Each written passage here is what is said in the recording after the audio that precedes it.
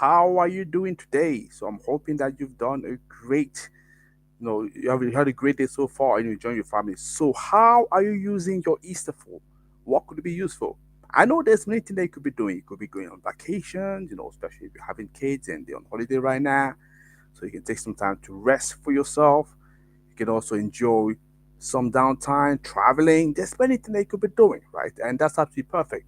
But for me, usually when it comes to this period of the time, there's something very specific that I like doing, which is business review, business reset.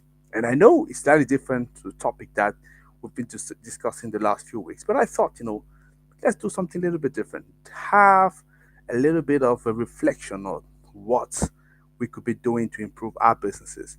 And I wanted to share those few tips with you, right? Stay tuned.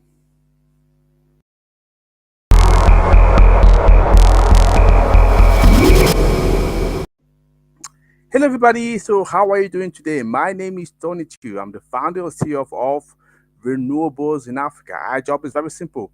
We raise awareness about renewables energy in Africa and across the world. And our job is very simple, right? That's what we're going to do. So, if you are a project developer, if you are an investor, if you are supplier or you are also an EPC and you're looking to tap into Africa. So I recommend that you reach out to us because I want to show you what you could do to 10x your return on investment. How? Simply by connecting with us, and we can show you how, with our awareness packages, we can help you to connect to your target audience and to grow your business. This is actually what we're doing. So you haven't reached out to us right now yet. Like I say, there's still time to do it. And if you want to talk about people who've worked in the past, I'm more than happy to discuss that with you. But let me come back a little bit to the topic of today and discuss about Easter. So Easter, it's a time where we usually relaxing, as I'll say, spend some time with our family, do many things, but it's also a time for me where we can reflect, on ourselves, on our business. And I thought I like to share with you some tips that could be used for you. So I'm not saying that I know everything, but I want to show you what I usually do with my own business, what I've done, this Easter, no later than yesterday, just to basically review my business, and maybe that could be interesting for you. So let me just ask you first, for you, if you're running a business, even if you're not running a business, so that's usually when it comes to Easter, the end of the first quarter. So for me, it is the right kind of time to look at the year so far, review that, and find out whether it has gone according to your plan. So if it's not the case, maybe there's a couple of things that you want to be, changing. Yeah. And this is what I want to talk to you about here.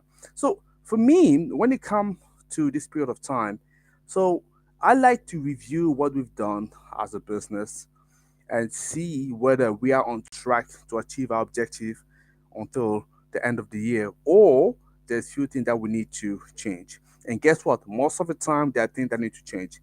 But the question becomes, so how could I be certain whether or not I'm on track? I'm on the trajectory. Yes, because it's very good for you to be making some, I would say, objectives, set up objectives at the beginning of the year and say, hey, this is what I want to achieve. I want to make half a million, $1 million. I want to recruit X amount of people. I want to sort of close X amount of project. Yeah. But you need for me to have metric. Yeah. If you don't have some metric that tells you, because the benefit of using metric is the fact that metric, fact, they are cold, and fact and figures are cold, right? So they cold, they're not tainted with your emotion, right? So when you're looking at that, so it's easy for you to see whether or not something are going to plan or not, and you can make some change along the way. So having those metrics helps you to take the right decisions and to figure out where do I need to, redress a few things. That's what we do. So for me, this is what I do with the company. This is what I do with people that I work with, and that's how I suggest you could be doing it. But I suspect many of you are doing that now. What kind of metric do you want to be using? So there's a lot of metric that we could be talking about here. So let me be first of all honest. Yeah, that's true. But for me, I want to talk about in the case where I don't want to spend the whole Easter with you talking just about that, because I'm sure you have many other things that you could be doing. And by the way, thank you as well for taking the time to listen to us. I can see some people are watching me, so I want to thank you for that. So feel free to drop a comment. So let me know what you think about this video, and also ask me some question live. I'm more than happy to respond. I know that I'm doing the video slightly different time the other time, but like I say, it's the weekend. We want to do things slightly different here. But I thought it was still very much important for us to connect. And don't hesitate as well to share this video, please, with people. Really appreciate that. Now, let's come back to the metric that I believe are important. So here, let me just set the scene properly. I want to talk about metric that helps you with customer engagement and helps you as well to close deals. I want to give you here some 5 metrics that I believe are very important for you for customer engagement. I also want to give you as well, as far as my experience is concerned, what I would say the 3 key components that you need to have to make sure that you are very close to be closing a deal. And that could be applied whatever the sector you're into, right? So whether you are in renewables, so whether you are an investor, whether you are a supplier, whether you're a project developer, whatever it is here, whether you're a service provider. I mean, what I will give you here, those are just general metric. That's obviously what I have learned from other people. I've applied into my business, and this is what is guiding me. So what I'm sharing with you here is what RIA is using to find out whether or not we are on track or not. Yeah. So let me just first of all go back to the metric of the customer engagement. And people watching me, as I say, so feel free to ask me questions right now. If you have any questions, just drop in the comment, and I will be delighted, to share that with me. And like I say, this is my personal experience, our personal experience, and you could differ. That's absolutely fine. I'm just sharing my own experience. So regarding the customer engagement, I want to talk to you about that first. So the very first customer 5 metrics I want to talk about here. So the number 1 metric that I look at, like I say, this is what I was looking yesterday. Yeah. So I'm just sharing that with you. So it's a very, very, I would say, special session that we're having right here in exclusivity. Put it that way. So the first metric that for me we're looking at it, the number of contacts that we're reaching out on the daily basis. Yeah. So that is very much important, especially the number of contacts that we need to reach out to before we close the deal. Now, you're probably going to ask me, what do you mean, Tony, by number of contacts? It's simply the number of people you are reaching out to, whether you're reaching out to them, calling them, emailing them, sending them a text, meeting them. That for me, all of that is contact, the number of people you're reaching out to. Because as you know, so sales, business is a contact sport as well. The more people you contact, especially if they happen to be in your target audience, the better it is for you. So if you don't do this activity, I think it's going to be very difficult. Yeah. So for us, we have within the company a precise idea. So how many people we need to reach before we believe that we get to a deal. So that's the first thing that you want to be looking at, the number of contacts. Are you doing it? If you're doing that, great. If you're not doing it, I could humbly recommend you to be doing it. Yeah. So the number of contacts that you're reaching out on a daily basis, on a weekly basis, even more important, the contact rate, yeah, which is the contact rate, the number of people you're reaching out to before you are closing a deal. That is actually the very first metric that I believe you should have, and you should track, to see how it's going. For us, I know exactly where we are. I know exactly where we need to be.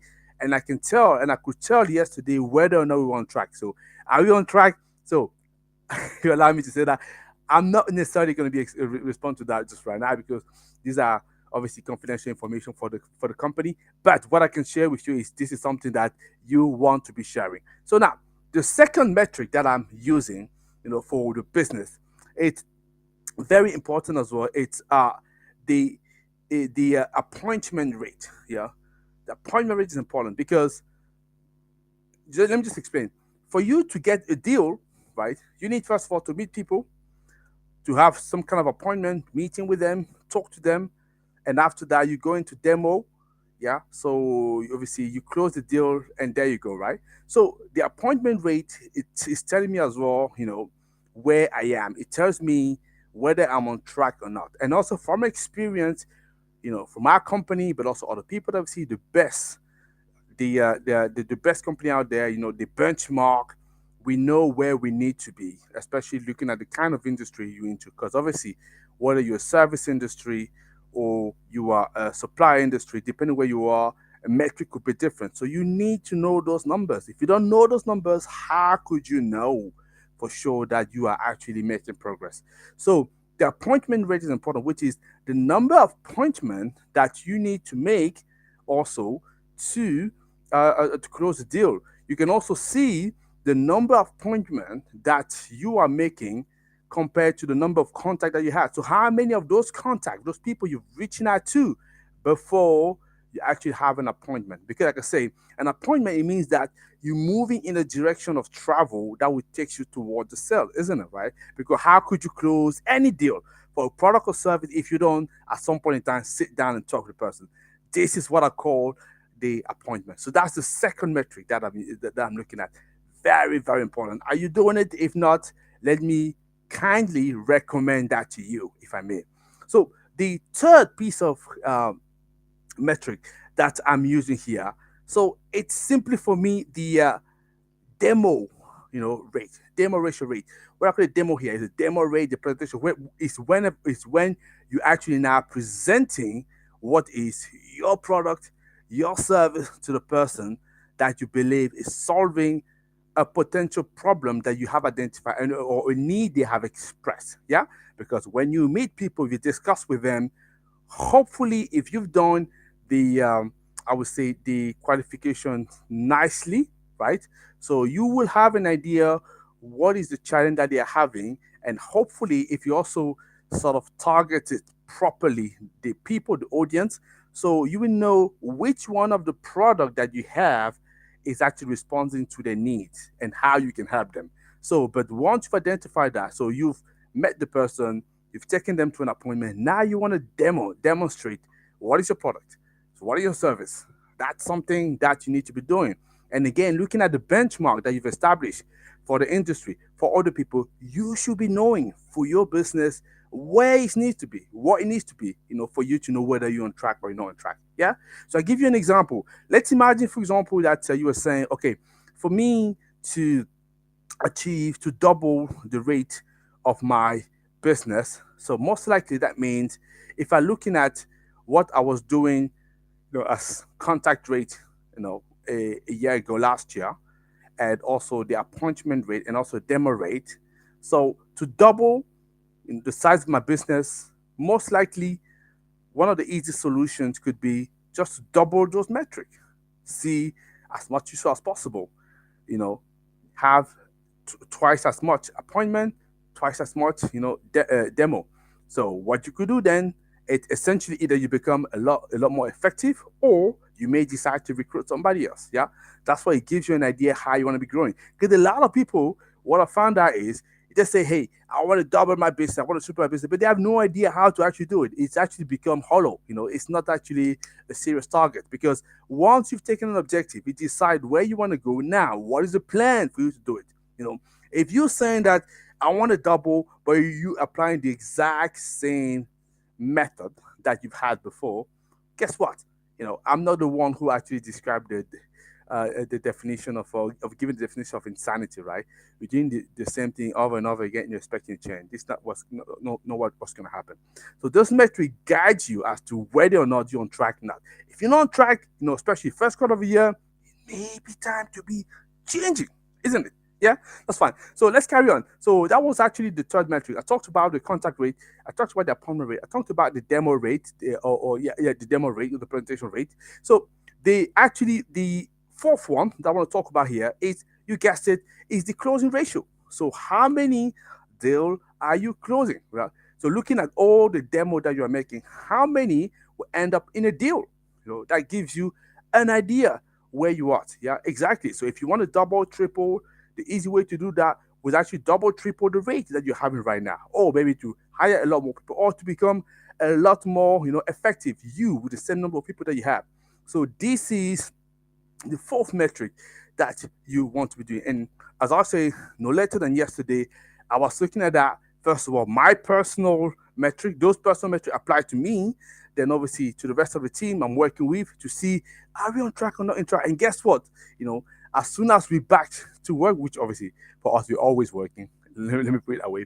But that's it. Next time we have a meeting, that's why I always say to the team, we're gonna have a review. we're gonna have a review and we're gonna have a look at all those metrics and to see, hey guys, are you delivering? Are you not delivering? So this way, when we taking some decision, those are, let's say, factual decision, and people could see where they're coming from, and they're not frustrated. If, for example, they're getting a little bit told off or not. So this is one thing that I'm suggesting. Definitely, the closing ratio. It's another one that you want to be doing. So what is the fifth, metric that you want to be using? So again, there are many metrics that you could be using. I'm just giving you some that I consider are key metric that are really using us, helping us. I believe it can also help you. So the fifth metric that I could see, I'm saying, it's for me the average order value. Yeah.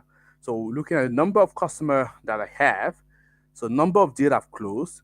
So when it divided to, I could see which is the average order value. So it tells me for each customer, so how much am I getting?